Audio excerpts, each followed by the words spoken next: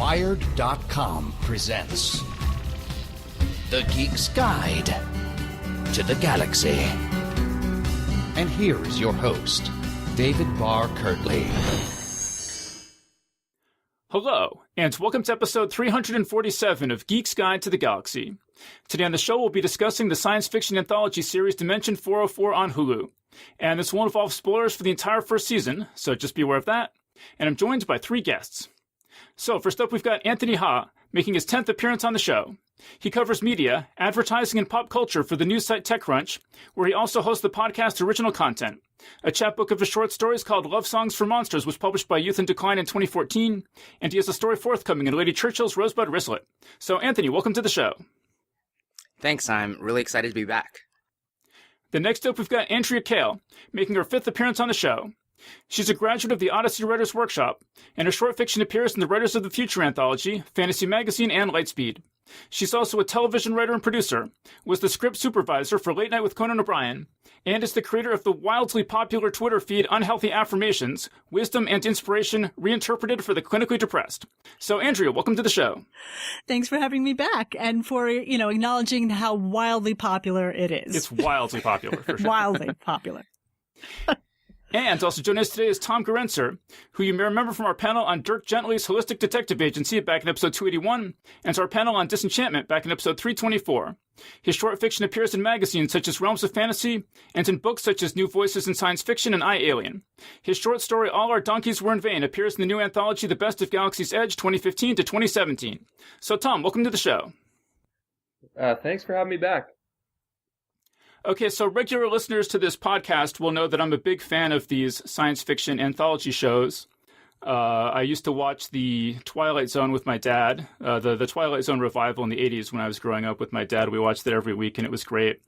And then when I was in college, there was a revival of The Outer Limits, and you had to really be dedicated back then to watch it because I was in college, and so there was just a TV down in the lounge in the dorm. And I think it was on at like 11 p.m. on Sunday nights or something like that. So every Sunday I would be down there sitting in the dark by myself watching Outer Limits. And then every once in a while somebody would walk by and be like, what are you watching? And I'd say, it's Outer Limits. It's awesome. Do you want to watch it with me? And they would say no. Poor Dave. And now like Black Mirror is one of my favorite shows. And yeah, now I get to tell people to watch. I'm still that same guy just telling people to watch these anthology shows, and I don't know how many people are listening, but I just love them. So I guess I'm just kind of curious if you guys love science fiction anthology shows, specifically as much as I do. So how about Anthony? Are you a big fan of science fiction anthology shows? I think that in general, I've liked the idea of the anthology show more than I've gone deeply into any of them. I mean, certainly I've watched a lot of the original Twilight Zone when I was younger, and I think some of those actually still hold up really well.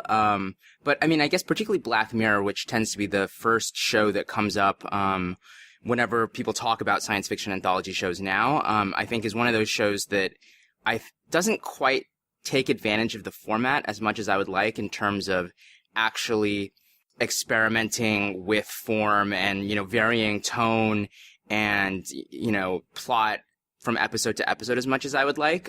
So I would say that I like the idea of it, but I haven't always loved the execution. Well, yeah, I have to agree with that the anthology shows, if I'm being honest, are better in concept than in execution. I mean, so what happens with The Outer Limits is that I watched the first episode I ever saw was this one with Robert Patrick. He played the T-1000 in Terminator 2, and it's called Quality of Mercy, and it's great. I love it so much. I would strongly recommend, if anyone can find it, go watch it now. And so I watched that, and I was like, this show is awesome. And then I watched every other episode of The Outer Limits from the 90s. And they ranged from sort of like okay to pretty lousy. I never got that same. What do you think of the Sand Kings episode? I don't like it that much. And Sand Kings is arguably my favorite short story of all time. And I think right, that's why I asked. I think the episode, but I thought the episode was bad. Is mediocre. Yeah.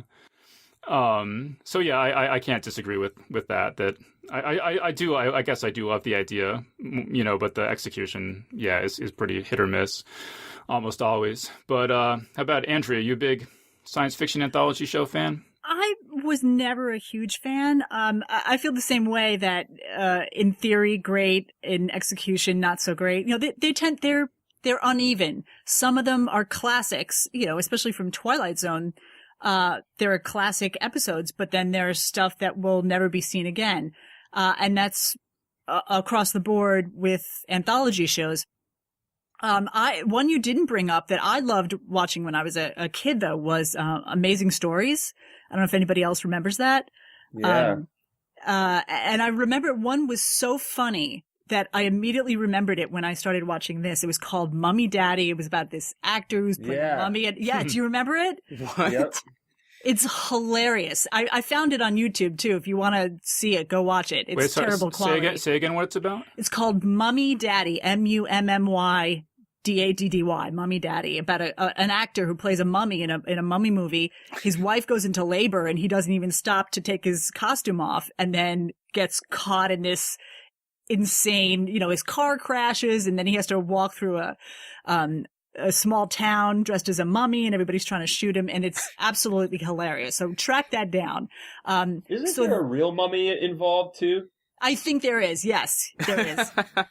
So it just goes completely haywire. And it made such an impression on me that even to this day, I remember it. So, if anybody wants to watch some good stuff, Amazing Stories, as I recall, was wonderful. But I also now have to admit that I've never seen Black Mirror. Everybody talks about it. I have not seen it. So don't kill me. Wow. Well, I mean, I never actually watched the Amazing Stories show. I saw the movie. But that reminds me, another one I didn't mention is Tales from the Crypt. Oh, and yeah, of course. I didn't watch a ton of those just because, I mean, I watched it whenever it was on, but I just never randomly came across it that often. But I probably watched, I don't know, 8 or 9 of them, and liked them. There was one, it's about a guy who makes puppets, that sticks out in my mind. I don't know what the title is, but that one's great. Did that one have Don Rickles in it? I'm not sure. It's about there's an older guy and he has a attractive younger wife and he makes puppets. You know, he does puppets with strings, and he takes on an apprentice who is more interested in animatronic kind of stuff. And he's always talking to his puppet, and you don't know whether he's just crazy or whether the puppet is actually talking back. But that you one's never go wrong with horror and puppets. Yeah. But so Tom, it sounds like you're pretty into anthology shows. Hit or miss. I mean, I like how Anthony likened it to like a relationship. He's like, I don't know if I like anthology shows or I like the idea of them. It's like, I don't know if I like being in love or I like the idea of being in love. And then, I would kind of liken it to wine. It has to, for me, they kind of have to age, because you've all pointed out that the quality is up and down. You'll have some stories that are really good and some that are bad. And when you watch a brand new one, I feel like that it suffers from that. Whereas if you kind of stick them away for a long time and you watch reruns of them, and especially like Twilight Zone, I love Twilight Zone. I just love the idea of Twilight Zone. Like when I was growing up, when I was a little kid, I would catch it on late TV and it would blow my mind. I mean, this was back in the 1970s, so the TV they had back then, you had 12 channels of everything was very straight-laced and nothing was weird at all. So you'd suddenly get Twilight Zone and it would like blow your mind. But now if I go back and watch those, there's a few of them that are really good, and then most of them are not that good or mediocre or bad. But you don't really remember those ones. They kind of age really well in your mind, and you edit out all the bad stuff and you keep all the good stuff. So I feel like maybe similar with Amazing Stories, although it's funny you brought that up. I hadn't thought of that, Andrea. But Amazing Stories, when I was a kid, that was like an event. Everybody would talk about it at school. We would be all excited, looking forward to it every Sunday night. And then if it was a disappointing episode, you'd be like, "Oh, that was too bad. That one wasn't good." But then that Mummy Daddy one, I remember everybody talking about that one for like all week in school. Yeah, I remember sitting in my living room watching with my family, and all of us were in hysterics. It was so good. Do you remember my favorite one? The minute you mentioned Amazing Stories, the one that popped into my head, I think this one was actually directed by Steven Spielberg, because he was the showrunner, right? Or he was the executive producer. Yeah. executive producer, and then they had like guest producers and guest writers.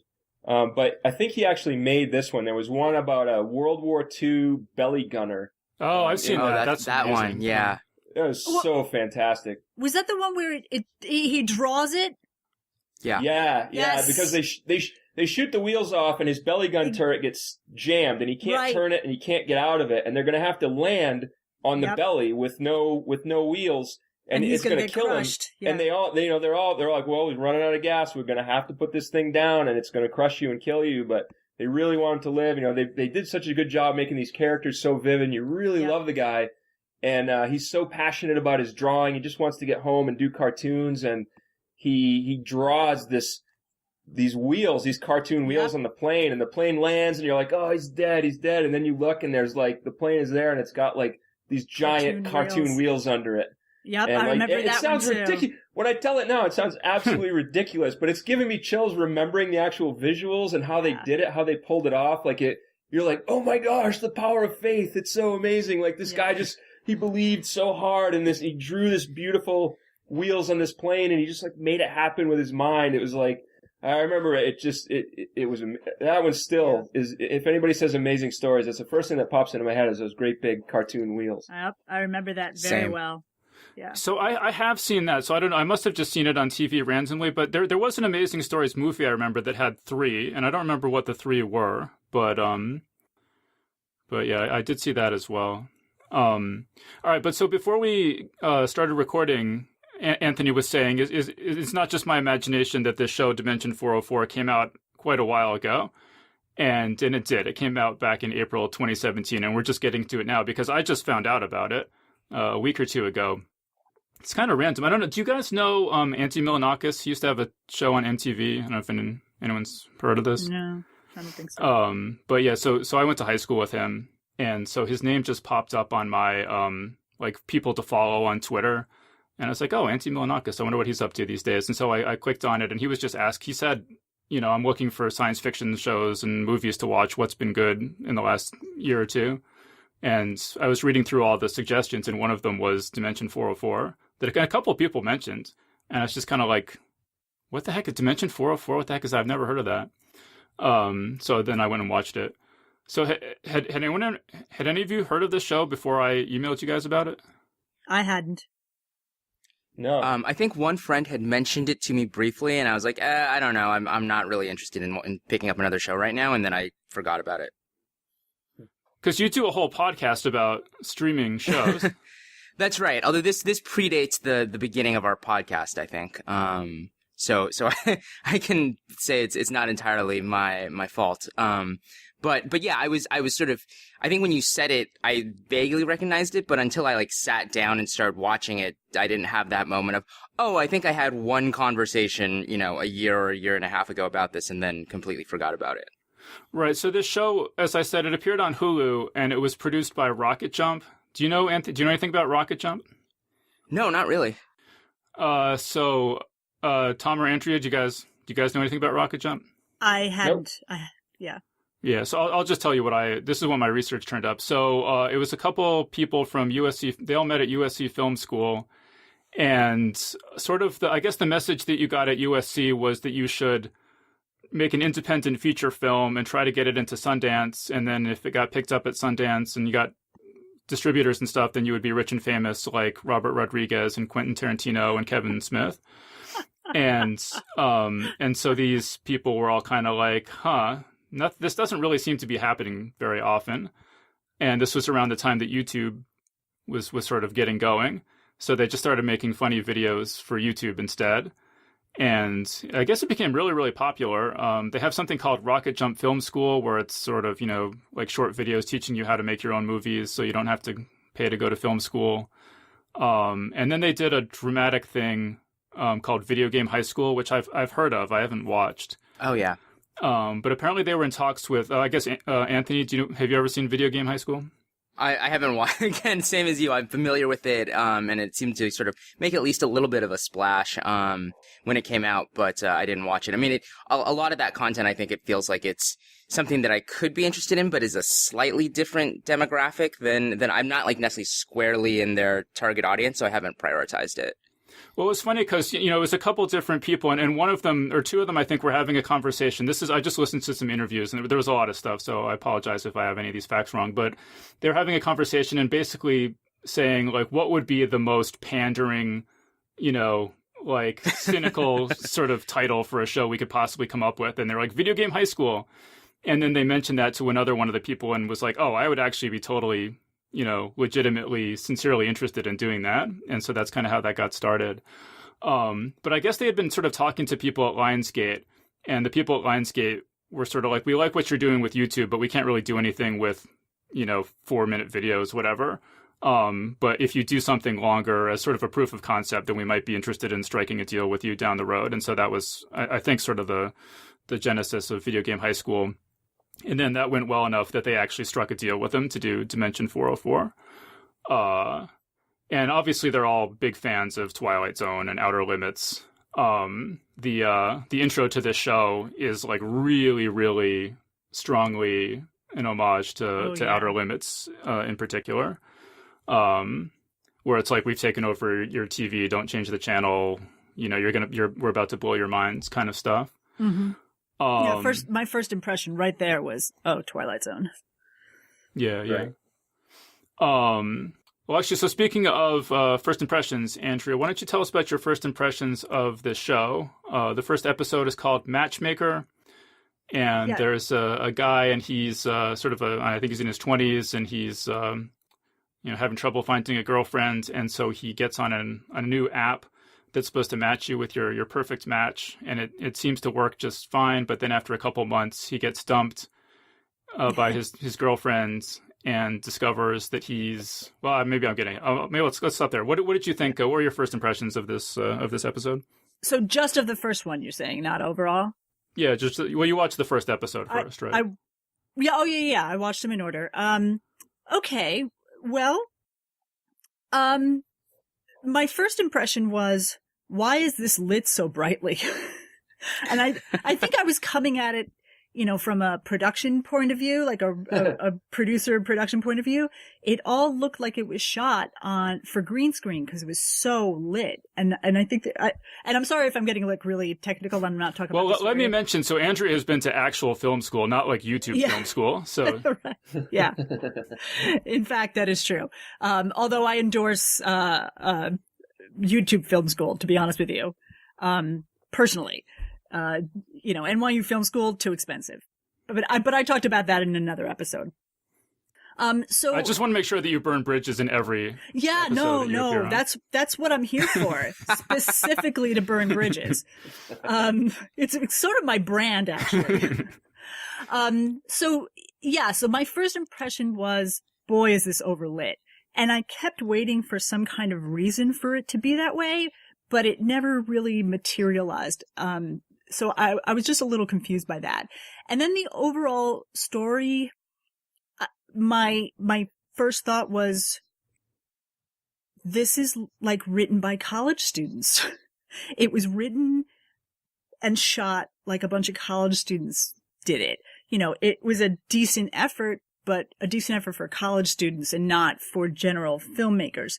So, my first impression of it overall by watching the first episode was, if I hadn't had to watch this whole thing, I probably wouldn't continue from here. And also, just as a writerly note, why would they ever keep them alive and only give them the option to kill themselves? I just thought that was very strange. Having just a bunch of people sitting in a room, all looking alike, talking, eating. That was just, from a plot point of view, didn't seem to make sense. All right. Well, I guess I have to explain that then. So so the guy, he discovers that his girlfriend that he's been dating actually used this service to have him created. He's some sort of synthetic person. And she specified all of his characteristics, and that's why they're such a perfect match, is because he was literally created for her. So Tom, what did you think? Did you think this was overlit? Well, I was really concerned with the focus pulling. I thought that I've never been to. I think I drove by NYU Film School. I actually had a video production business for years, but I did like weddings and corporate video. I don't know anything about lighting or anything like that. So I didn't really think about that much. I did like the Twilight Zone aesthetic right off. I was like, oh, cool, it's going to be like Twilight Zone. And for some reason, I didn't even think of Outer Limits, although I was a big fan of Outer Limits as well.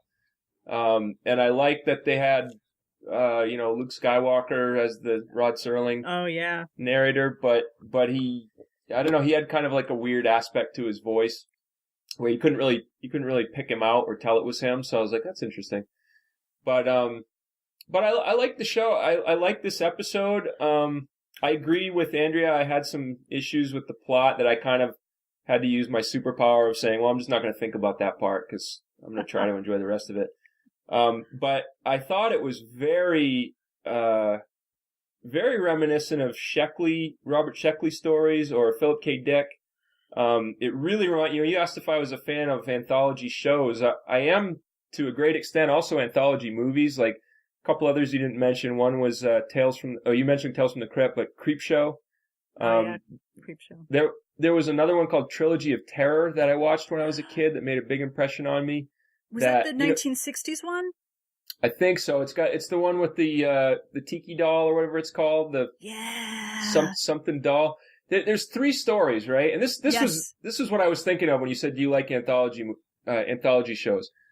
I like that there's always like one that you're always going to remember, and then that there's 2 or 3 other ones that you're just going to be like, yeah, I don't really remember. And later on, you remember the show, and you think of that one. Because like my friends and I, who are now, one of us is in our 50s, the other 2 are in our 40s, late 40s.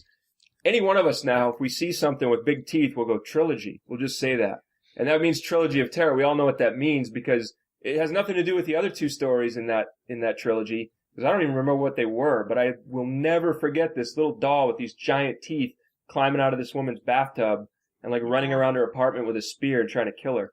That was Karen Black, wasn't it? Was it Karen Black, the actress?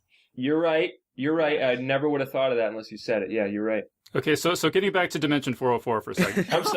I'm sorry. So there was a point. There was a reason this related. So Dimension 404, I feel like this one was, it kind of reminded me, made me think more of how much I like anthology short fiction rather than anthology TV shows. And this in particular seemed like very similar to a Robert Sheckley story. In fact, I think you explained the plot, didn't you, Dave, already?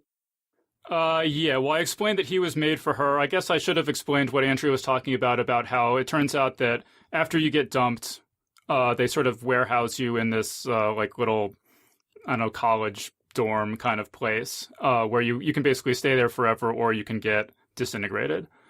Yeah, because I thought that was really cool. I thought it was neat how, it starts out, he's trying out this dating service and his roommate is like, look, this dating service, they actually create, like, they put you with your perfect person. And he's like, oh, great. And he tries it out and he's like, wow, it really works. It really is my perfect person. But then it turns out that he's not the perfect person for her. And not only that, but he's been created to be her perfect person and it didn't work. So now he's got to go back to the returns department, which I thought was hilarious. And I thought there was a lot of really good humor that just kind of grew out of the story it was just like, well, what if we treated this situation as serious and what would it be like? There was a lot of funny stuff in it. It's very similar to a Robert Sheckley story called Pilgrimage to Earth this is from the 60s. It was in Playboy magazine originally. This young guy from another planet goes back to the home world, which is Earth. And, on Earth you can get anything. And he goes back there to find love because he hears that you can actually buy love on Earth. And he says, that's ridiculous. It's not going to work. But he wants to figure it out for himself. So he goes there and, goes to Earth and actually gets love. He goes into this place and he's like talking to the salesman. And he's like, you can't really create love. And the guy's like, oh, yes, we can. And he's like, look, this isn't like a prostitution thing, is it? Because I didn't travel all this way. The guy goes, no. This has nothing to do with prostitution. It turns out they took this woman who was down on her luck and they created this love for him in her mind. And then he's in love with her and it lasts about a night. And then she goes back to the company and he still wants it to go on. And the guy goes, no. We don't create lifelong love. It's like you just get to experience it, but that would be immoral. And so he gets really angry. And there's all this other funny stuff in the story. But at first I thought this one was going that way. And then I thought it was a really cool twist that they made him the created one. And like what happens to him, when it doesn't work out, when he gets rejected, when he goes back to the returns department. I thought that was fantastic. I really actually very much enjoyed this episode. I thought there were some funny parts in it, like when there's one point where the guy says, "Only because I'm incredibly desperate," and his friend says, "That's the spirit." I thought that was great. And then when the evil guy says, "Cows don't leave the slaughterhouse, steaks do." I thought that was pretty clever. Yeah. I agree with you, Tom, that I really liked the twist where he turns out to be the one who was created for her. I agree to an extent with what Andrew was saying, that it does feel sort of like a student film at some parts. So as it develops, he eventually leads this uprising against the center where they're all prisoners. And that part totally fell flat for me. That totally felt like, like a student film, kids fooling around with a camera sort of thing.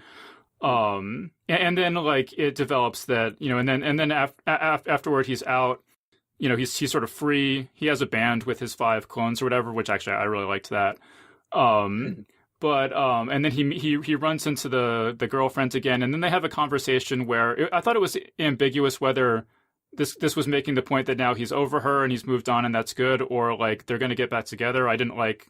I thought it should have been way clearer that like he's over her. He's not getting back together with this person who's been warehousing multiple versions of him. But overall, I liked the episode. Okay. But how about Anthony? Do you agree with what other people have said? Yeah, I would say I was more on the positive side, that and partly because I thought this episode and Impulse, the final episode of the season, they both had this similar structure where they took what felt to me sort of like a kind of more Black Mirror-esque idea, that it was sort of this, our contemporary times, but just more so idea, and then it burned through that whole story in like 10 or 15 minutes, and then it got much crazier. And I think to some extent that lessens the impact of a lot of what happens later, because you don't sort of take it as seriously. You don't take it as like a, they're not like 3-dimensional characters, but as just sort of like a romp. I liked it. And I thought also, like, in terms of the overlit, I mean, that wasn't necessarily what I thought, but I had the thought that it looked, this is sort of a simplification, but it sort of looked sitcom-y compared to like a more kind of prestige TV look. But that actually felt right particularly for this episode, because it was trying to set this very absurdist tone, because it certainly, I think, if you start thinking about, the economics of this company, very little about it makes any sense. But if you look at it more as just sort of this kind of absurdist treatment of dating, then I think it's kind of a fun ride. Well, that's a really good point, is that, particularly the Twilight Zone is known for having twist endings. But a lot of, anthology shows lean on that device. And I think that's a really interesting and sort of valid observation, that this show, they put the twist ending like a third of the way into the show and then carry on the story from there, which I think is really, a really good take on this sort of show. So Andrea, any other thoughts? Yeah, actually, I want to add that you sold it to me, Dave, as this is a comedy show. So I went into it waiting to laugh. And I will, preface this by saying I spent most of my career working in comedy, and I'm a hard get for a good laugh. So I'm watching this and I'm waiting to laugh, and nothing, like none of it was, I never laughed out loud. So I think also that, played into my, feelings about this, where I was completely disappointed. You gave me this expectation of it being funny, and for me, it wasn't. So, right. So I described it as a more humorous Black Mirror. Right. Do you feel like that's not an accurate description of the show? I think that was their intention, but their execution was not, or at least in this, their execution was not what I was hoping for. But once again, I will say that I'm a hard get on a laugh. Are you saying for this episode you didn't laugh, or you didn't laugh at the whole show? For this episode. Yeah. No, I mean, I thought it was like, I thought it was sort of okay. I thought it was. I mean, I wasn't totally sold on the show after this episode. No. But I mean, let's move on then to episode number 2. Okay. So this is called Cinethrax, and it's Patton Oswalt is an aging film snob, and he wears a T-shirt from of one of the alien overlords from They Live, which is about a guy this normal guy comes across these glasses, and when he puts them on, they allow him to see the world as it really is, and so he sees that actually aliens have taken over and nobody knows it, that everyone's sort of hypnotized into a stupefied consumerist slumber. And that theme is going to come back in this episode. That's not just a random T-shirt he happens to be wearing. Yeah. So he has these glasses, actually shifters. They're called, where they allow you. Yeah, I think that's right. They allow you to go to a 3D movie and watch it in 2D. I don't know if this is a real thing or not, but I definitely want to get some of those if it's a real thing. Because this Patton Oswalt character, like I felt an enormous amount of affinity with him. But anyway, so he frequently goes to movies with his niece, and they usually go see movies that he wants to see, which are older movies, sort of classics in his mind. Although we gather they're all sort of like B movie kind of classics. But so she wants to go see the new Hunger Games. Movie, yeah. Yeah, what's the other one? The Divergent. I think that seems to be closer to Divergent. Yeah. It's that kind of sort of very commercial, movie after movie kind of YA science fiction sort of thing, and so he gets dragged along to this, and he's totally not into it. And she wants to hang out now with her friends, and there's like this hot guy who's the young manager of the movie theater that she's sort of flirting with. And so how about so Andrea, what did you think of Cinethrax? Okay. So this is the part of the program where I not just burn the bridge, I completely nuke it and probably the rest of the world, including my career. I like where this is going. Yeah. So I hated this so much that I was actually screaming, "What the fuck?" through the entire thing. I love Patton Oswalt. He's good in this. He's being him. I love Patton Oswalt. Forgive me, Patton, you're a lovely man. You're a great actor. I love you. But this is possibly one of the worst things I've ever watched, this episode. It's like 10 minutes of plot packed into a 42-minute Peter Jackson Hobbit epic. Nothing happens for the 20 minutes. I started, pausing it to see where we were. 20 minutes before the actual plot started. Everything else is filler, and they're having conversations, and they're talking about emojis, and pretty much none of it really matters to the actual plot. And it was making me so angry that I was putting I can't express how angry I was at this. I'm looking at my notes right now, and there's literally WTF all over it. How could you possibly make this so bad? How could you get such good talent as Sarah Hyland and Patton Oswalt and then completely blow it? Honest to God, Dave, at the end of this, I was like this close to emailing you and saying, I can't do this. Because I couldn't imagine myself watching the rest of it. I couldn't imagine getting anywhere and putting my opinion on this out there, because I mean, let's face it, I've already burned so many bridges it doesn't even matter, but I didn't really want to nuke anything. But here I am nuking it because you've asked me my opinion. But yeah, I was angry. I was angry, and I'm still angry about it, that I spent 42 minutes of my life. It was so excruciating. So you didn't like it? What gave you that idea? I actually kind of like this. I mean, like I said, I identified with Patton Oswalt. I was just like, because they have this sort of like like I said, the parody movie that they're watching, I thought was pretty funny. Oh no, that was what? that was interesting. But at that point, I was so annoyed that here we are at the plot, and it's now been 20 minutes in. 20 minutes in before. All right, well, the does anyone want to back me up that they kind of liked this episode? No, but I want to ask Andrea, what made you so angry? The fact that the scenes were 10 minutes long. It was like watching an old movie where all the scenes are 10 minutes long and they never cut. It was, that's not what modern films that, and because I've done this for a long time and I've written a bunch of screenplays, the longest a scene should be in a screenplay is like 3 minutes, 3 pages, 3 minutes. These scenes were like 5 minutes, 6 minutes, 7 minutes, and it was excruciating, and none of it really pertained to the plot. And I'm just sitting there going, get on with it. Just get on with it, for God's sakes. Yeah. So, okay. Yeah. Okay, so Tom, you hated it too? Well, I think...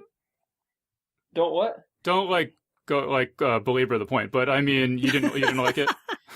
No, I didn't like it. I didn't hate it. I wouldn't say, I think hate's a pretty strong word, but I did feel that it didn't really know whether it wanted to be Twilight Zone, They Live, Die Hard, or Evil Dead 2. It just seemed like it was kind of a mishmash. I really didn't like the whole setup. I thought the casting felt, I don't know much about Patton Oswalt, but I felt the casting felt off to me in the beginning.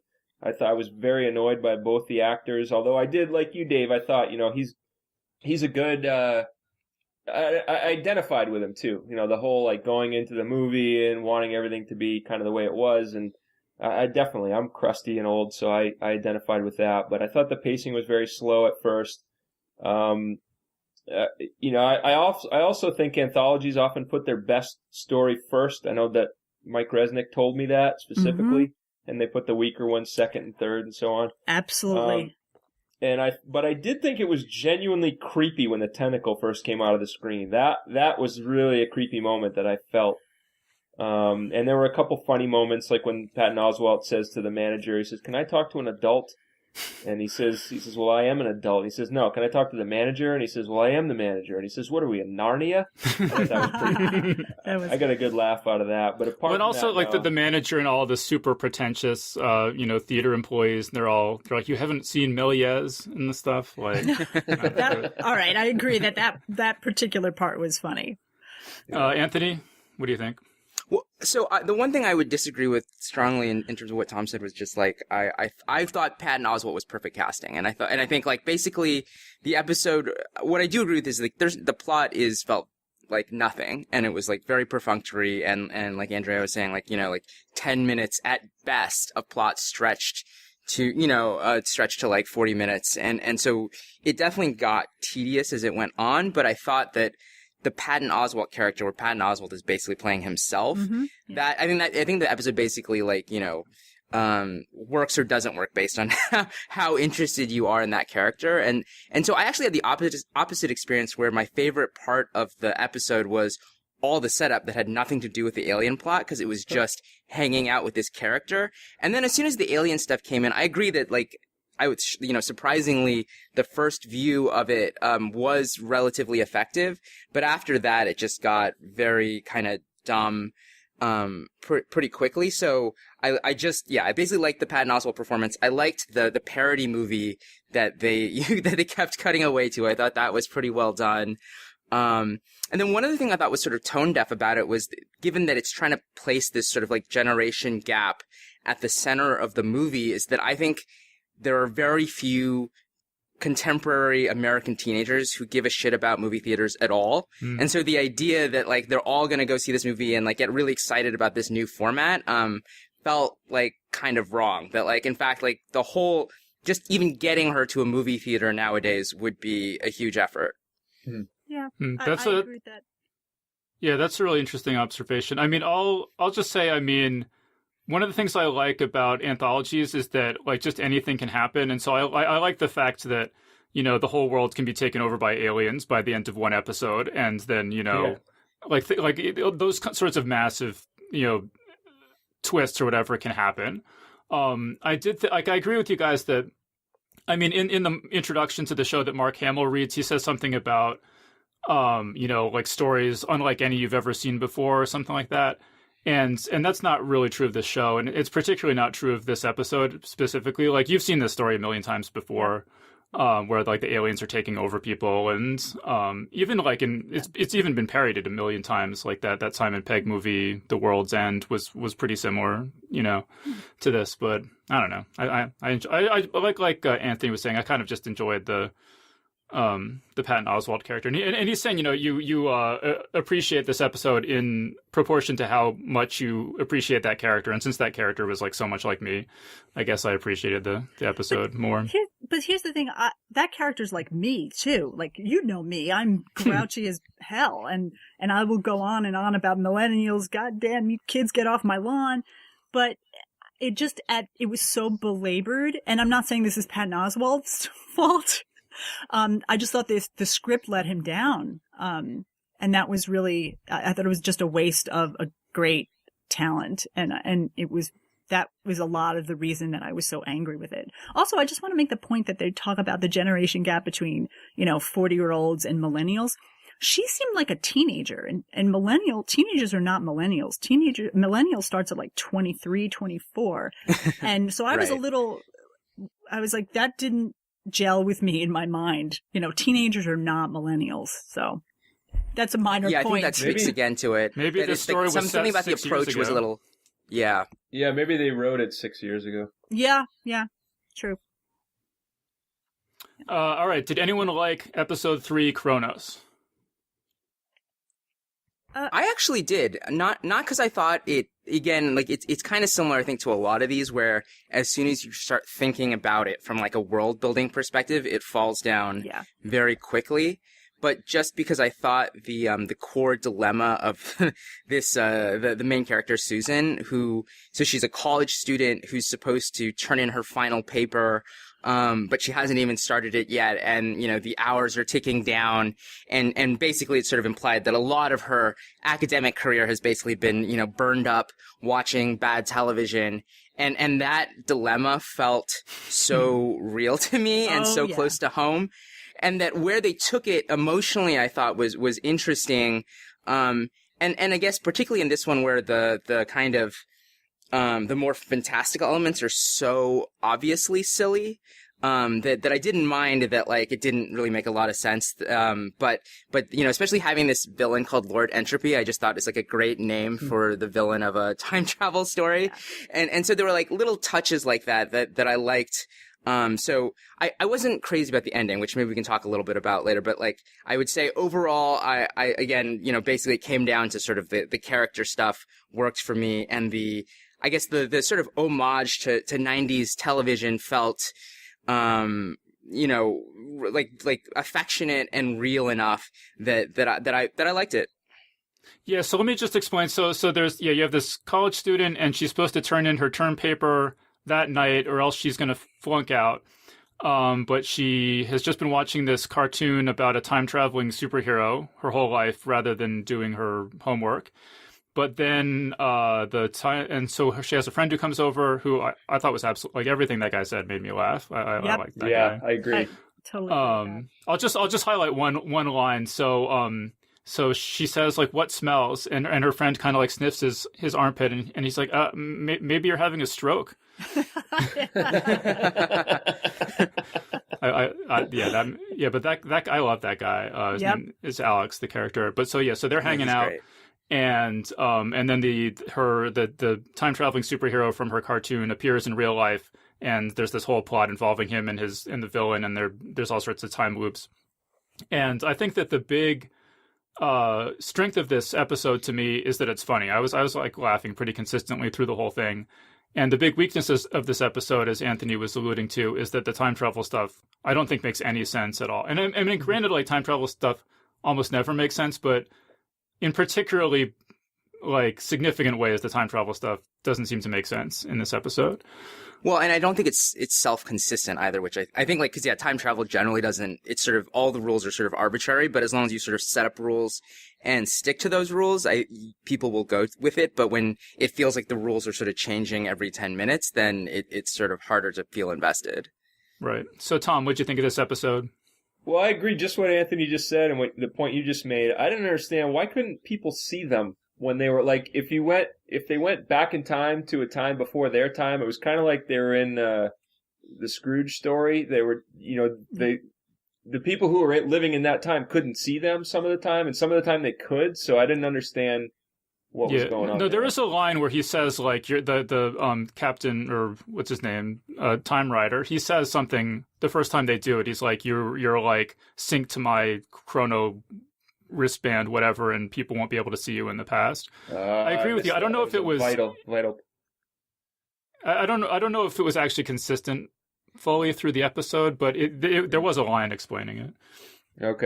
Okay, but I overall I agree with you. I think it was funny. I thought the plot was really lame. It reminded me of kind of a little bit of a knockoff of one of the scenes in Bill and Ted's when they have the Bill and Ted's Excellent Adventure, where they have like he's like, remember a trash can, and the trash can appears, and then they keep going back and stuff, except not done as well. But I thought that Kapoor guy, Alex Kapoor, was he was hilarious. Like you said, every single thing he said was awesome, and his delivery was great, I thought. I like when Time Rider says, he makes a point, and Time Rider goes, no, Sue's less important friend is right. Yeah. But I thought the ending, I actually thought the ending wasn't bad. I actually thought the ending was pretty cool and satisfying, that she ended up having to go through and do her own thing without Time Rider there to help her. I thought that was kind of good. Okay, but see, Tom, I have two problems with the ending. And one is that it's established very explicitly that they can only return to the time that they left, it seems to me, which would be like, midnight or like whatever. And then that it's this moving target of the present is moving ahead as you are in the past. Right. And so that doesn't seem like, even as we're saying, even by the standards of time travel stories, that seems to totally not work to me. But then the other thing is, it seems like just on a dramatic level, it's like, we're in the belly of the beast, the darkest hour, where it seems like all is lost and Lord Entropy has won and everything's ruined. And then literally like one scene later, everything is okay. And it didn't seem like that was earned emotionally at all. Okay. Well, I guess, yeah, I agree that didn't work logically, but once I decided the plot was lame, I just kind of threw that out the window. But I guess I meant that it was satisfying emotionally to me that I didn't mind that things worked out. I didn't think things 100% worked out, because Time Rider was gone, right? He was no more because she wrecked it. But now she's her own person, at least, and she's not. I thought emotionally, I thought it was satisfying that she went from this person who just watched TV all the time and put everything off and procrastinated everything, to somebody who just realized that she had her own destiny and her own power, and she needed to get up and act for herself. I like that theme, even though, like you said, the plot doesn't make any sense. No, I agree that the last scene is a fine last scene. I just feel like there needs to be like 3 or 4 more scenes leading up to that to make it feel earned and to justify it. But so Andrea, what did you think of this episode? Well, this was the one that was make or break for me. If I hated it, I was definitely going to email you and say I'm out. But so I didn't love it. I didn't think it was great. I thought the pacing was still not great. But this was the one that actually, the first time I actually laughed out loud at anything. And it was the guy, what was his name? Alex Kapoor? Where they land on the bed and she lands on top of him, and he goes, "Wait, we need to stay here where it's safe on the bed." And then she gets up and he puts the pillow over his crotch. Oh, that was awesome. Absolutely laughed out loud. And then there was another great line where he's, I don't know, they're in the office and he goes something, and cause I'm just the +1 here, which I thought was another great line. So he was the thing that absolutely won me over for this. I agree, the time travel thing, I didn't follow at all. But again, I just gave up on trying to figure it out and just, let it ride, so that I can just, but I didn't understand the time travel at all. Not that I ever would in any case, but... Well, I think what's particularly confusing about the time travel is that there's this it's called a memraiser or something, and it seems to be something that you point at people's heads and erase their memories. Right. And that I got. But then, like, very quickly, there's a part where the Lord Entropy is, like, pointing at the toys on the bookshelf and making them disappear from existence. And so then it's like you're erasing those from existence, so then everybody in the world doesn't remember them anymore, but then, like, she still remembers them, but then, like, why does he need to travel back in time if it just erases stuff retroactively through time? Yeah. And that was, like, where I didn't even, like, I sort of, like, just moved, like, brushed over that on my first viewing. And on the second viewing, I'm like, all right, this is just confusing the hell out of me. Yeah. So, yeah. Anthony, what do you think? No, I agree and I guess the one other thing I would say about the ending is in terms of like that it feels very representative of the show, that like it feels like it's meant to you're meant to see it as a happy ending because it ends in a good place for her, even though this whole, you know, structure of this futuristic time travel society has been erased from time, and you're meant to feel sad about it for 10 seconds and then move on, and then, you know, be in bed, just feel like, oh, it's good because it's a good emotional place for her, which I was okay about, but it didn't completely work for me. And in general, I would say this show is a very kind of hand-wavy show, which I don't really have a problem with. But I mean by this show, I mean the show as a whole. And then Kronos, I think, is the most hand-wavy of all of the episodes, where you just kind of, there's a lot of stuff where you're just like, all right, I guess I'm supposed to just go with that. And I think at a certain point, you know, my willingness to go along started to fade a little bit. Yeah, so yeah, like I said, the time travel doesn't make sense, but the show's really funny, so I would recommend it just on that basis. Just like talking about the Alex guy, I'm just remembering and time travel not making sense. Just the part he's having the conversation with the guy at the cartoon production company, whatever, and then the guy says, "Do you know how time travel works?" And he's like, "What?" And he's like, "No, I'm wedding your what? What do you mean?" You know. Yeah, I don't know if I've ever seen that actor before, but he was so good in this. Yeah. I would just watch something else just knowing he was in it. Yeah, absolutely. All right, so I'm glad the episode was good enough not to make Andrea totally drop out of the panel. Yeah. All right, so then we get to episode 4. It's called Polybius. So how about Tom? What'd you think of? Let me explain. So there's a bullied high school student, and his only sort of Escape? what's the word? His only escape is going to the local arcade where he has a crush on the cute guy who works there. And this main character, he dreams of being a video game reviewer, like professional video game reviewer. And one day, an arcade machine called Polybius shows up, and it's unlike anything anyone has ever seen, and things get spooky from there. So Tom, what'd you think of this episode? This episode really bothered me, and not because it was bad, because I don't think it was. I think it was well done, but it bothered me because it was so derivative of something from a video anthology that I really loved when I was a kid and still stuck with me.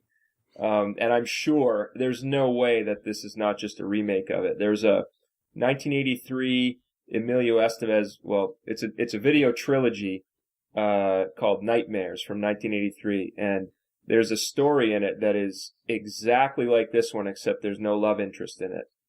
And it's right down to the details of how the maze game looked. But it's done cooler. The original one is cooler. Not just because I remember it from my childhood, but because the way they did it, it had such a solid story, and it was, it had this, first of all, it had the same game. It was cooler in the original because it started out, the theme in the original was kind of video game addiction. This kid, played by Emilio Estevez, wants to go in and play this video game, much like the Polybius one. And he starts playing it, and he's getting into it, but it's like a Pac-Man maze style game, but it's round, seen from above, and looks very much like the Polybius one. And as he plays it, there's 13 levels. And as he plays through the levels, the point of view starts to tilt. So instead of looking straight down at this 2D maze, it starts to tilt. So you're looking in from an angle, if you can imagine that. And then as he gets to like level 5, he's like down, like looking from a really low view. So it's more realistic looking. And when he gets to, it's 13 levels. When he gets to level 12, he's actually like it's actually a maze-style game from inside the maze, just like Polybius, which was a cool progression to me that they left out of this story, which I was like, if you're going to do an homage, don't make it worse. But so on level 12, he's like right inside, it's a maze-style game, and he's playing that. And there's actually enemies in the maze that he had to shoot, which bothered me about Polybius, because it wasn't really much of a game to the game. Like you saw like, oh, this kid's playing a game, but he wasn't really he's just like going through this maze and there's something chasing him, you think, but kind of hard to tell. But in the Bishop of Battle, which is the name of the story in the Nightmares from 1983, it was called Bishop of Battle, because the video game was called Bishop of Battle. And he's shooting all these little things, and you could actually, the game actually looked fun. Like if it was a real game, you're like, oh, I could actually play that. And then at the end of the Bishop of Battle episode, he finally makes it through to level 13, and at that point the game collapses and all of the characters from the game come out, and he's still got like the gun from the game console in his hand, and he's like shooting at these things in the arcade. He's blowing up the other arcade games, and it was so cool. I remember like really loving it when I was a kid, and then he ends up losing, like barely, but he loses, and then he gets sucked into the game at the end, and he's like part of the game now.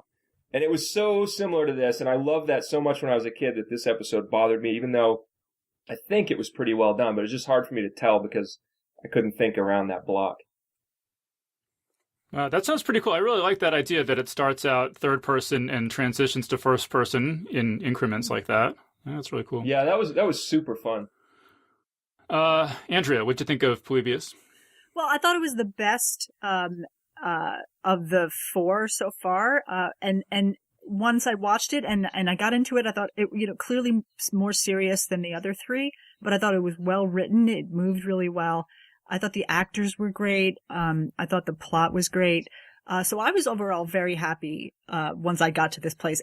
But at that point I was like, why would they have led with their 3 weakest ones? And especially the first 2. I was very confused by that, but whatever. But I really got into this. I thought it was great. I was a little thrown off because of Polybius is actually a Greek historian. So the minute I saw that, I'm like, oh, this is going in the direction of some kind of Greek thing.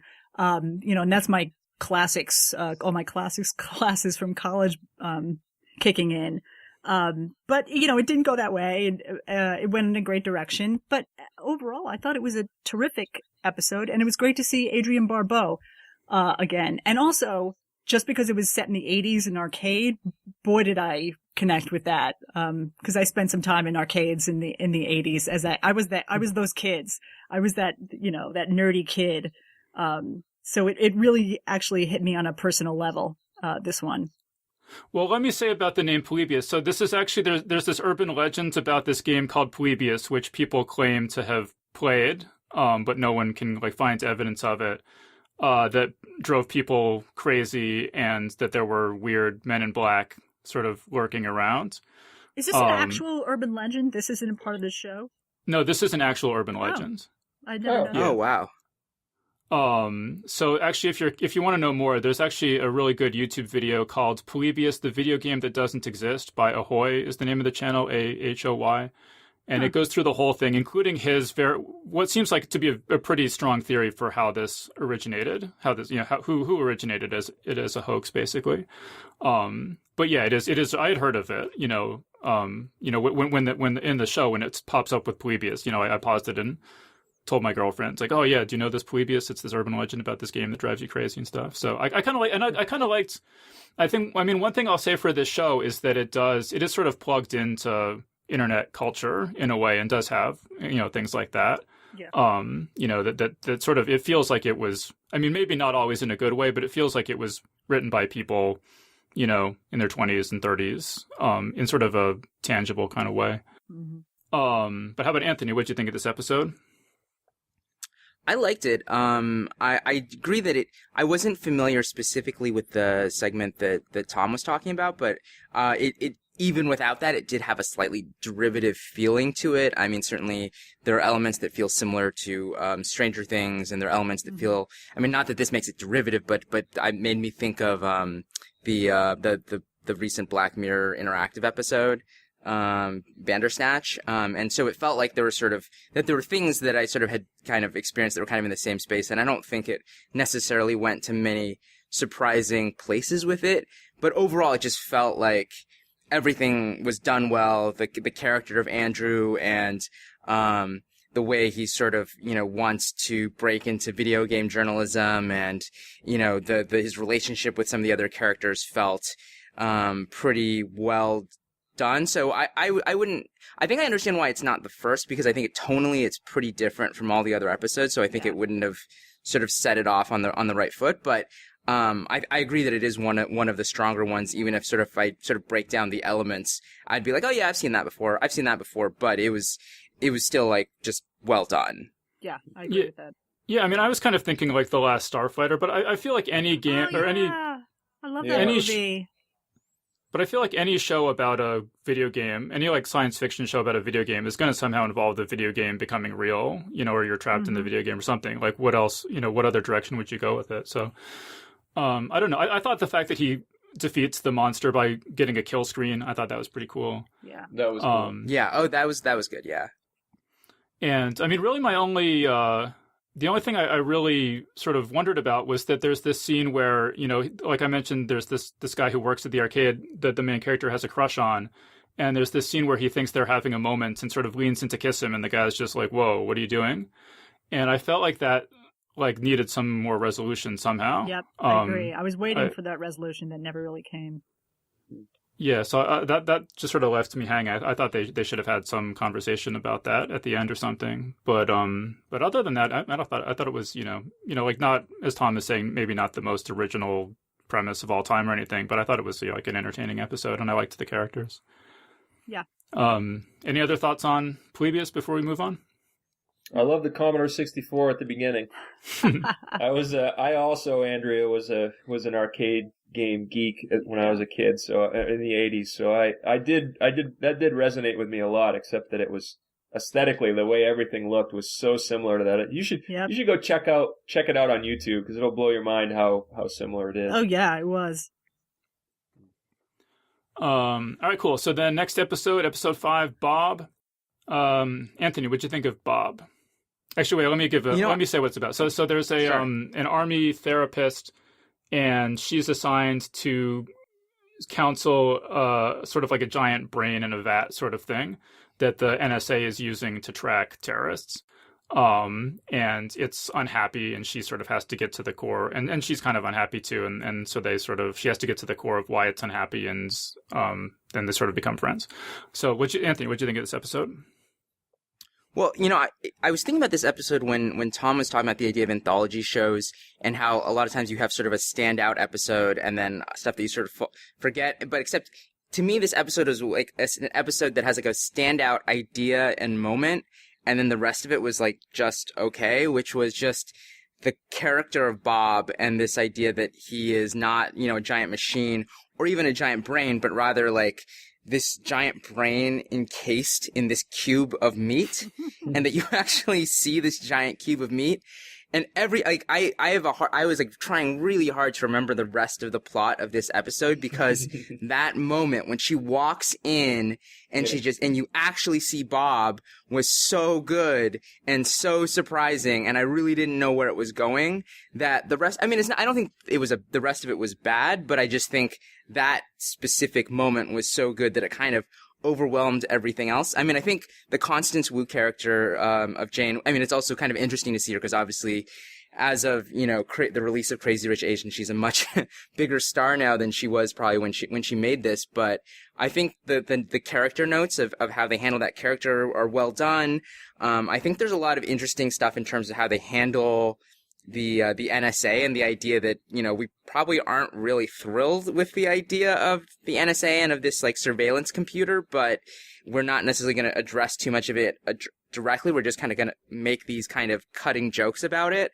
So there were a lot of things I liked about it, but mostly I just thought that visual was so good. No, I completely agree with you that the Bob visual is amazing, and that character is amazing. The episode, this was my least favorite episode, and I was just sort of a little bit restless watching it and waiting for it to be over. And I wasn't sure if it was just because I was tired or something, and so I went back and like you were saying, like I had a hard time remembering all the beats of the story afterward, which usually I remember that stuff pretty clearly.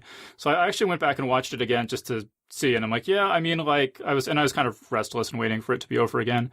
And there's nothing in the episode that I think is particularly wrong. Like everything in it, I think is pretty well done, and makes sense, and the characters are good, and I thought that some of the music I think is amazing, but just the overall, I just found it a little dull, and I can't put my finger on why exactly. But Andrea, what'd you think of Bob? Actually, could you ask Tom first, because I want to hear everybody else's opinion before I weigh in on this one, if you don't mind. Okay, Tom, what'd you think of Bob?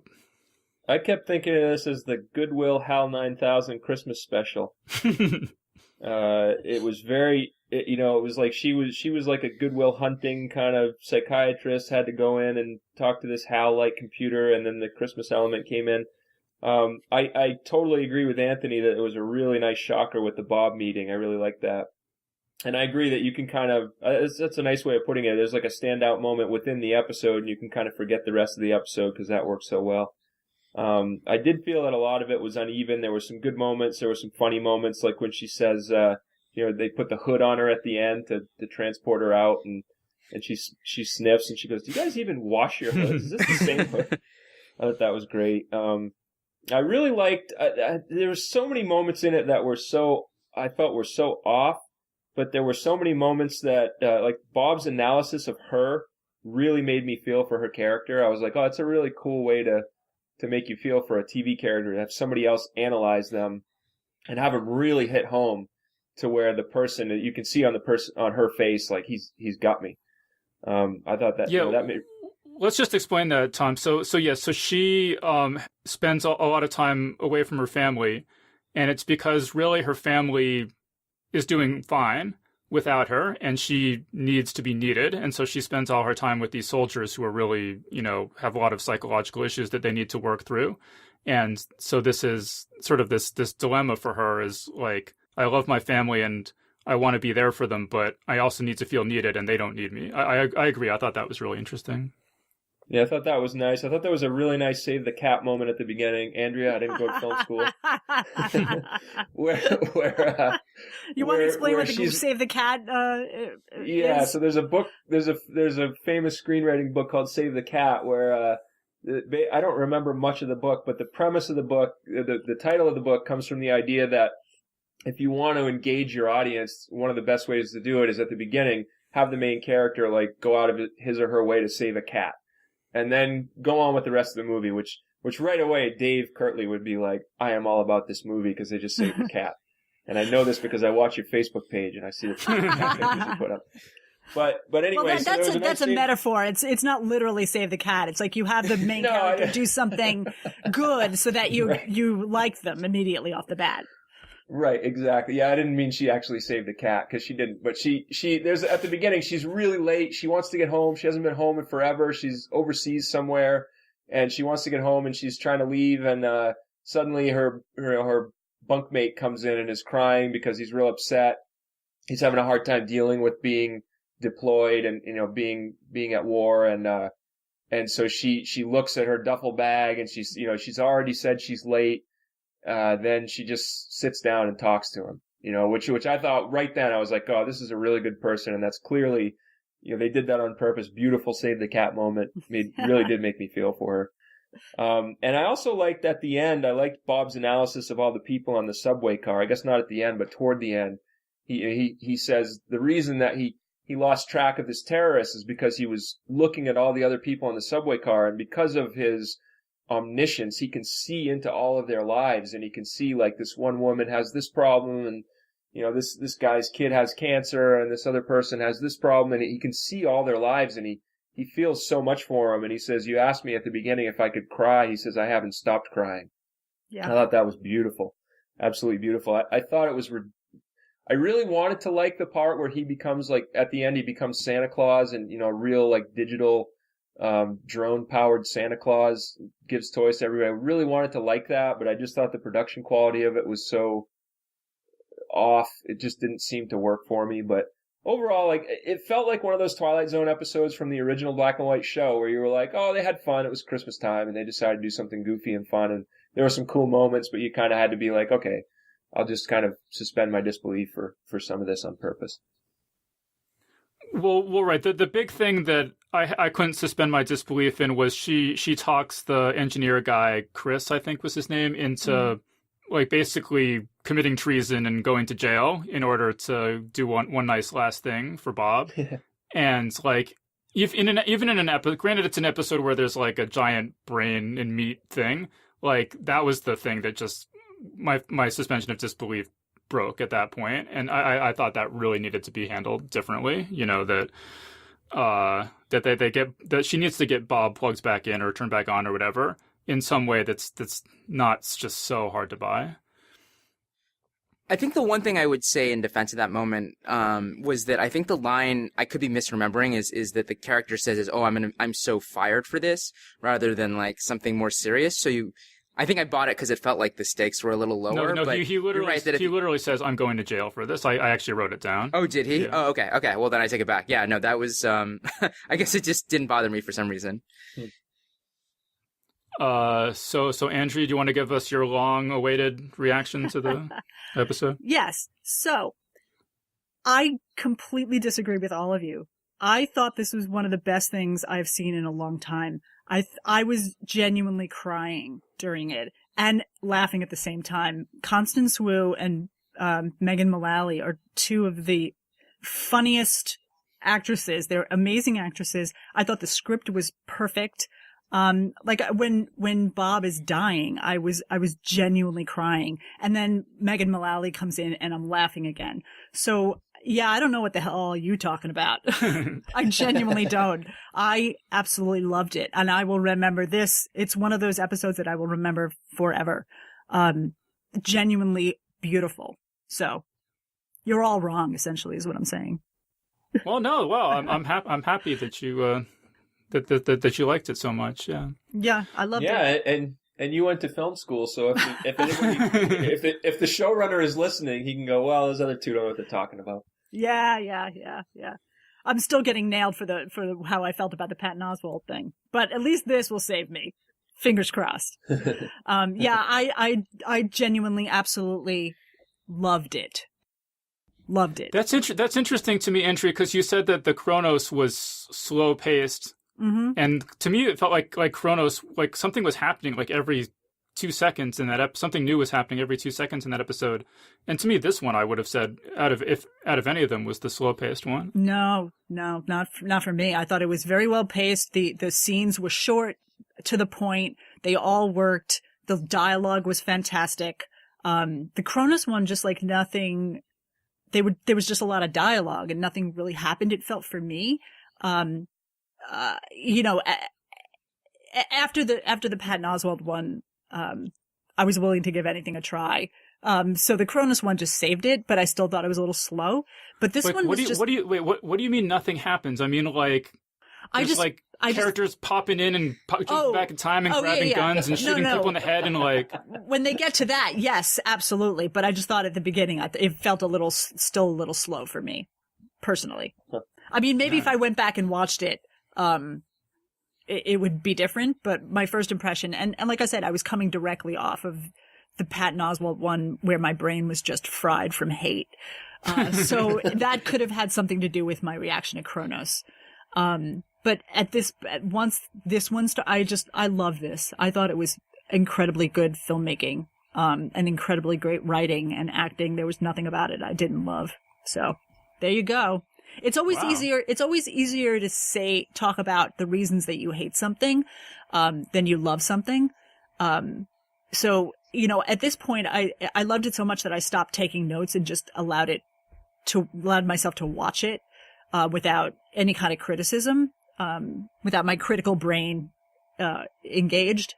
So all I can say is I absolutely loved it. I laughed, I cried. It's a whole cliche going there, but yeah, I've got nothing bad to say about it. I thought it was like I said, one of the best things I've seen on television in a long time. So there you go. You were on board with it, as Robert McKee would say. Absolutely on board. I didn't go to film school. Robert McKee is, if anybody doesn't know who he is, he's this famous film. I don't know, was he a screenwriter, and now he's like a teacher? He does all these seminars that everybody goes to, screenwriting seminars where he tells you about how scenes should work and how dialogue should work, then you dissect Casablanca, and they shows you exactly how it works and why it works. And right, and if you watch the movie Adaptation, the main character in that goes to one of his classes and figures out the solution to the movie, figures out the solution to his script by going to that seminar. Yeah. And also he gets yelled at by the Robert McKee character, which is pretty. Right. I have taken the Robert McKee seminar. I have been there, and all of it is true. Where if your cell phone goes off, he makes you get up and give him $10. It's actually true. He will yell at you. It's hilarious. But he does say, I read a book or a quote from him or something, and he said, look, if you're the main thing is if you can get the viewer on board, logic doesn't matter. All these other things don't really matter. If the viewer's on board with what you're doing, you can make any mistake in the book and it doesn't matter. But if the viewer doesn't get on board, you can do everything right and they'll still hate it. Yes. So all the things about, when I was watching at the end when the drones were delivering the presents and I was watching it and going, what is going on here? This isn't quite doing it for me. You didn't care about that because you were so on board with what was happening. Well, here's the thing with the presents thing and the Santa thing. It was all set up. That whole thing talking about Santa, and then that was the payoff to that setup from earlier. So everything they set up was paid off, which is the hallmark of a great script. Personally, not personally. Yeah, it is. I guess what didn't work for me about that moment was more the reactions on the on the actors' faces as the presents were dropping down. They're like, hey, presents, and I was like, what? I'd be like, what the. What's going on? There's presents falling on me. Like before, I'd be like, this is great. I'm getting presents dropped. Like they're out in the middle of the street or whatever. Or, I don't know. I was kind of weirded out by that. But at that point, you've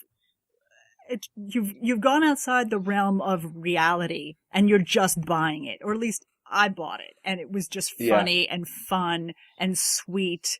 The conceit of this created. This AI being more empathic than actual humans was really what got me, personally. I did love that. I did think that was great. Yeah.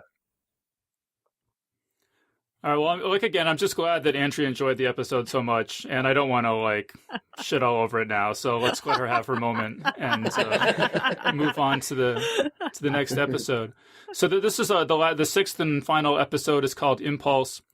And it's about there's a teenage girl, and she's an aspiring pro gamer, and she has to play against this celebrity gaming guy who goes by who has endorsements and everything, and he goes by the name of Kilohertz, Killo Hertz.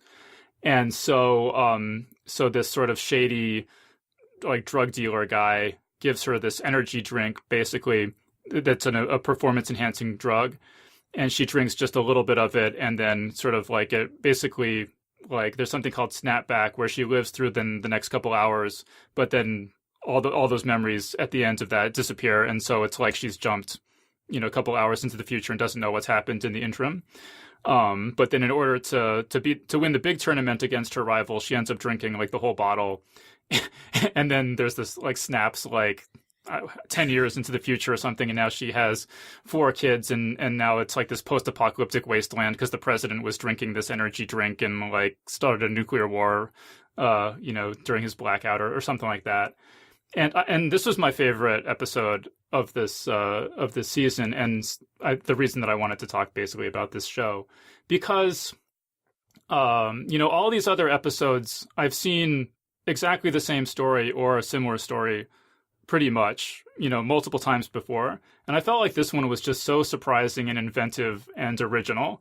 And I just loved it. Just the whole snapback idea. I thought, it was just, I had no idea what was going to happen, or that came as a complete surprise to me. And I was like, I've never seen that before. And so anyway, I really liked it. So I don't know, maybe, I don't know, who's next and who hasn't talked. How about Tom? What'd you think of Impulse? I thought this was awesome. I thought they saved the best for last. I thought the acting was phenomenal. I thought the directing and the production quality were amazing. The gunfight near the end was amazing. I thought the story really made a lot of sense. It was, it was a perfect metaphor for parenting. I have 2 kids, 2 years old and 4 years old. This is basically what happens to all adults. You basically are, you're hanging out one day playing video games, and then next Tuesday, wham, you're like standing there and you're going, oh, no, honey, don't hand me that. That's a poop. I've actually said that. I've actually literally said that to my kid, or actually it was verbally said that to my kid, where he walks up and he's like, hey, look what I found. I'm like, oh no, honey, that's a poop. Put that down. Like that line, I was like, oh my gosh, this is like, it was the whole episode was so funny and so brutal. It's like you start out, you're a teenager, you're going to conquer the world, you're like doing all this cool stuff. And then like, wham, you got like kids handing you poops and the whole world is falling apart. It was basically, my favorite stories are like this, basically hyperbole, but meticulously imagined and really funny and brutal.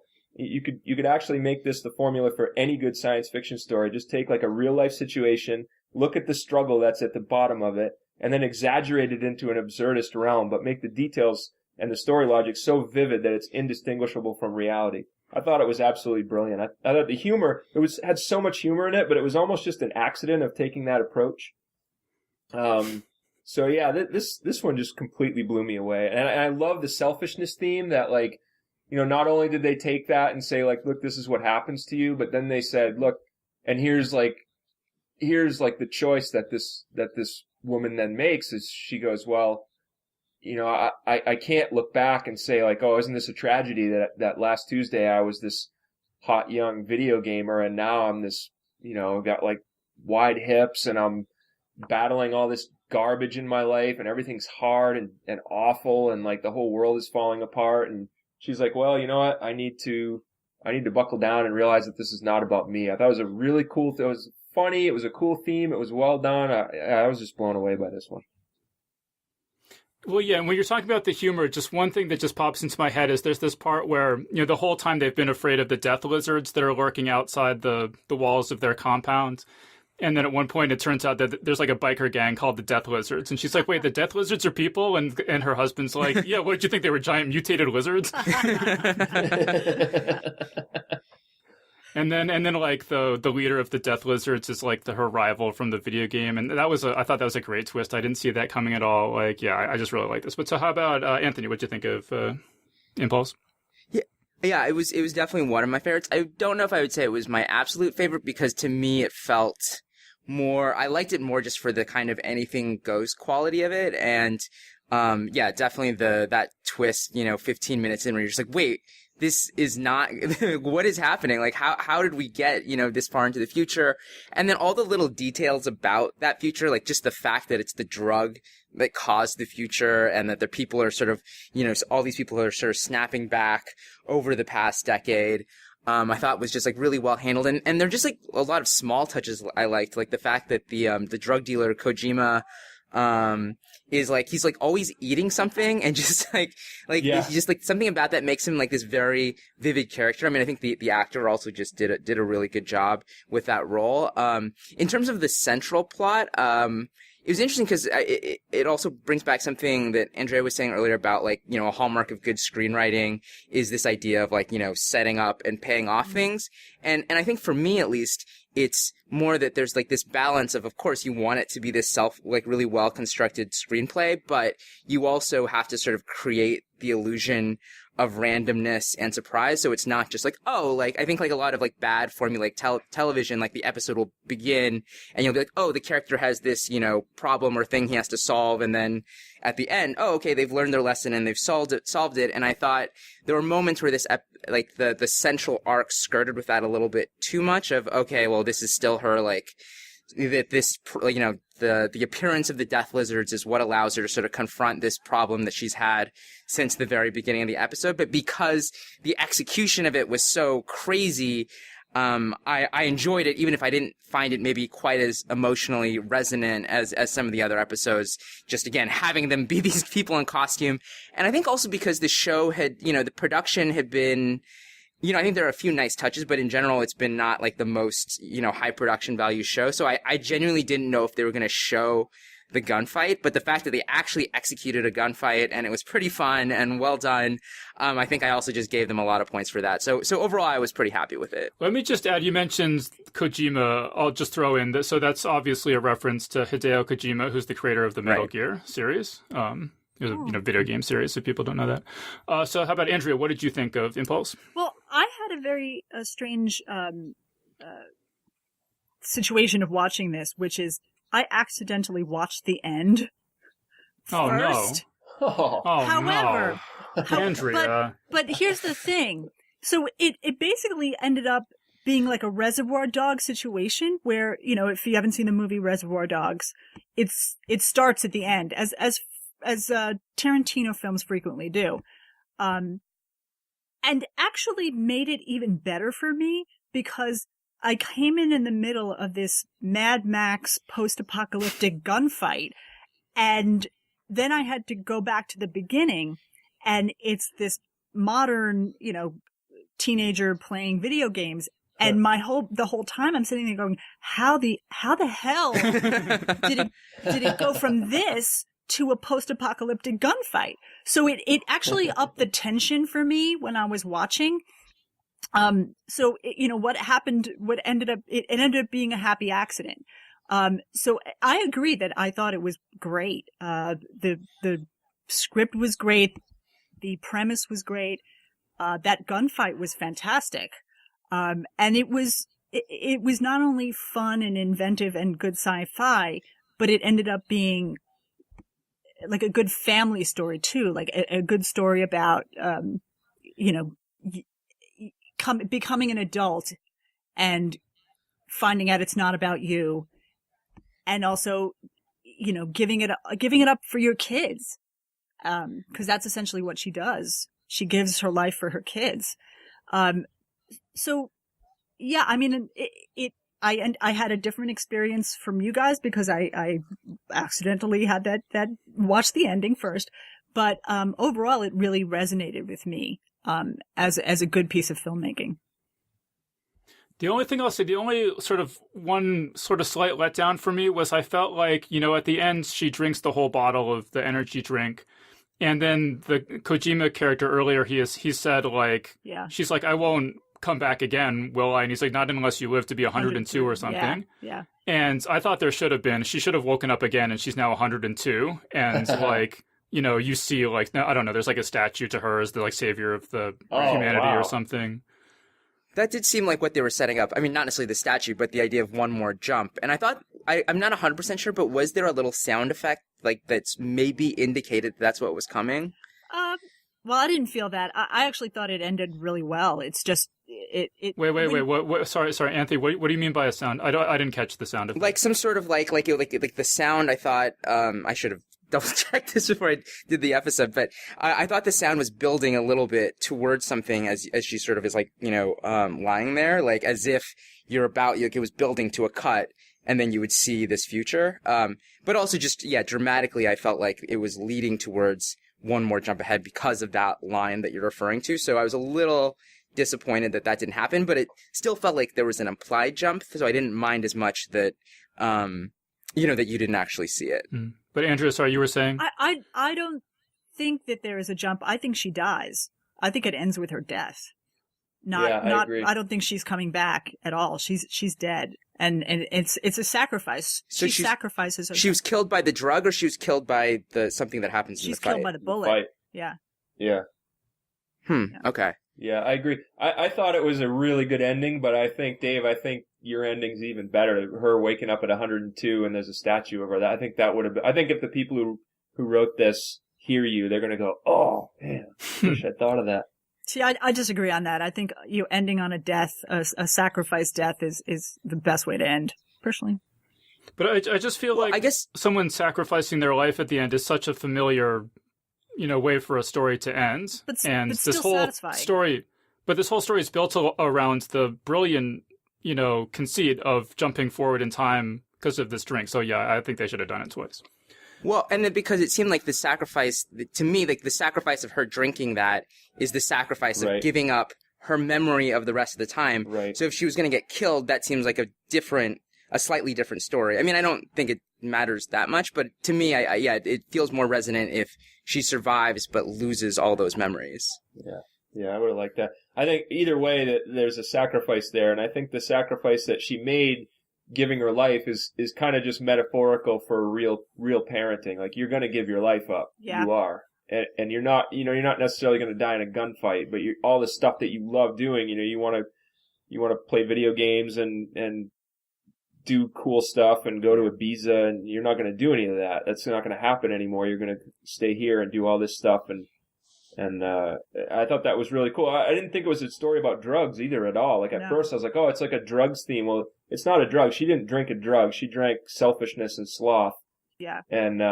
And then, had to get back up out of it. And it also mirrors what her father did for her, of sacrificing his life and taking this job that he doesn't want to do, in order for her to, live her life. So it mirrors that, the beginning of her father's sacrifice and then her sacrifice at the end. That's really cool. Yeah. I was just going to say, Tom, maybe you miss out on going to Ibiza, but probably you also miss out on going to Fire Festival, so it's kind of like balanced out.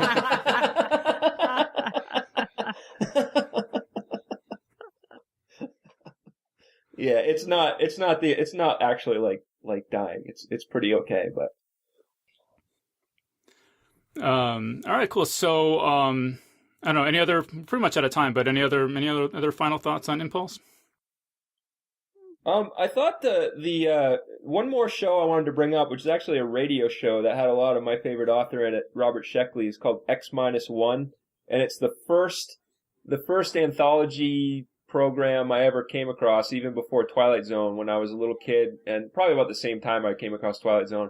It was a radio show. They used to play it on NPR, and it was all these really cool short stories, and it was very similar to this or Twilight Zone. I just thought it was I don't know, something else I wanted to throw in there, but it doesn't really factor in too much. Well, no, let me pick up on that, Tom, because I'm always saying I tend to like short stories more than novels, and I tend to like anthology shows more than series, and it's because, like I was saying, like, you can have a story, like, especially now that we've talked about Impulse, you can have a story like this where the character like jumps 20 years ahead in time, and you're like, wow, I had no idea that was going to happen, and you can't do that with a normal series, and so I like that it can constantly surprise you and do things you weren't expecting. And especially, I totally think that they should do more anthology series where they adapt short stories, classic science fiction short stories by authors like Sheckley. I mean, I think that would be great. I mean, in my ideal world, you would just turn on TV and it would be like 80% science fiction anthology shows and then like 20% The Expanse, and then that would just be the television. Well, they can be really fun. There's one show that sticks with me that I remember is X-1 from like when I was like 8 years old. It was about this film noir detective, and he finds this tree in the middle of the Amazon that defends itself by growing really fast and throwing copies of whatever you throw at it. So if you hit it with an axe, it throws 100 axes at you. It rains axes. And there's this whole plot with like they're going to try to throw money at it and get rich, and then these bad guys like corner the detective up against the tree, and they're going to kill him. And he's like, what do I do? What do I do? And so he just like throws himself at the tree as hard as he can. Okay. Well, so if you think about that, I guess it's not, the penny's not dropping, but he throws himself at the tree. Well, no, then there's a lot of himself, right? Oh, okay, you got it. You just didn't think it was that clever. All right. It stuck with me because I thought it was like super clever, and yeah, you can't, like, where do you go with that? If you put that you can't put that in a regular show, but you could put that in an anthology because, suddenly there's 100 of the main character, and you're like, what do you do with that if you're in a serial show? But if you're in an anthology show, you can just move on from it and say, that was really fun. Let's go do something else. Although this is a little bit of a tangent, but I do always kind of wish that you had serialized shows, where it's like, yeah, something like that happens. Like the character throws himself at a tree and now there's 100 of him, and they actually don't undo that by the end of the episode. They're like, okay, that's the premise of the show. Now there's 100 of them. And now, like, seasons 3 through 6, we're going to be dealing with that. Like they never, like the only thing I can really think of is in Battlestar Galactica when the Cylons actually do like conquer the planet that they're on and then it jumps ahead. Like, that was the most sort of surprising thing like that in a science fiction like serialized show like that kind of sticks out to me. Yeah, you're almost calling for like an improv approach to a serial show, like where I was watching this documentary on Bill Murray on Netflix, which is very good, by the way, and they were talking about how he came from improv, where the whole central premise of improv is you never say no to anything. If somebody says you're a tree, you go, okay, I'm a tree. You don't say, no, I'm not a tree, I'm this other thing. You say, okay, I'm a tree, and you run with it. And that's kind of what you're saying is like, if there's 100 of the guy, just make there be 100 of the guy and move forward. Always say yes and move forward. Never try to like undo anything. Yeah. So Andrea, you really didn't like the show starting out, but then it sounds like you liked it a lot by the end. So would you watch a season 2 of the show? I would. Yeah, absolutely. So. Yeah, I totally would. I mean, I don't know if there's going to be a season 2. Like we were saying, this came out in April 2017, and so it's been almost 2 years. So I don't know if they're ever going to make any more. There's a website I follow called CanceledSci-Fi.com, and it says sort of, undetermined that, the people who made this may have just moved on to other projects, but they might be planning to come back at some point. But I would say the odds seem to me against it. I would imagine probably it just, not enough. I mean, especially since I'd never even, if anyone would have heard of it, it would have been me, and I didn't. Yeah. So I think it probably didn't have. But then again, you never heard of Endless either, and that ended up being one of the best movies, frankly, of that I've ever seen. So. Well, no, not in terms of, it being good or not, but just in terms of are they going to make a season 2? If I, it just seems like if I haven't heard of it, probably not enough people watched it to justify a season 2. I mean, I guess anything's possible, right. But. Well, you were saying at the beginning that they were told to make do their own production proof of concept thing. This could have been their proof of concept for a larger project or a feature film. So, they got it out. They did this. People saw what they can do, and now they're moving on to something bigger. Well, the thing, though, is I saw on a panel that they were talking about, their plans for season 2. Oh, they were talking about it. Yeah, and that was, almost 2 years ago. So, I mean, so fingers crossed, but I'm not super optimistic at this point. But so, Anthony, are you all on board for season 2? I am. I think that overall I liked the show more than necessarily came across on my episode by episode discussions, because I think I just had a really good time watching it.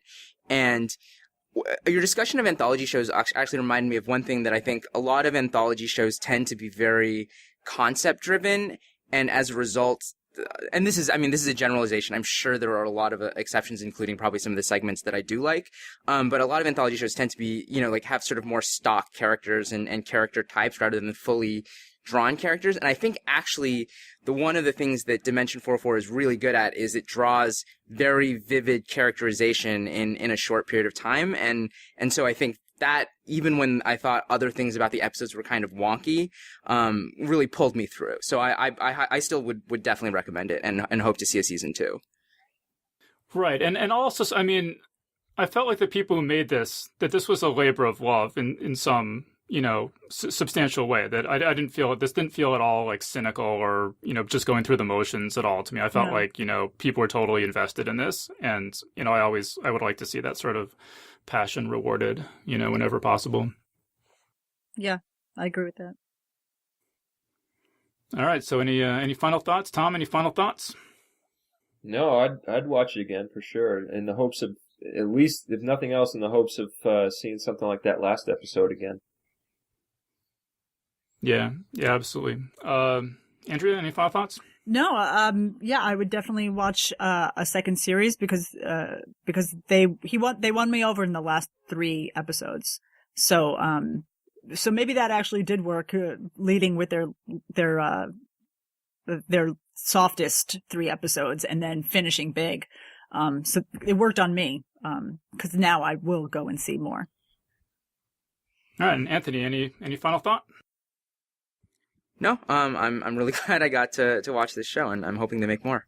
So you're really glad that I recommended this show to you all? Yeah. That was the subtext, yes. Well, except for that dark moment I had where I'm like, God damn it, Dave. I came back. Well, let that be a lesson to you. I wouldn't have recommended it if it wasn't, if. Although, I mean, I liked that episode. So all right. I don't know what that proves, but.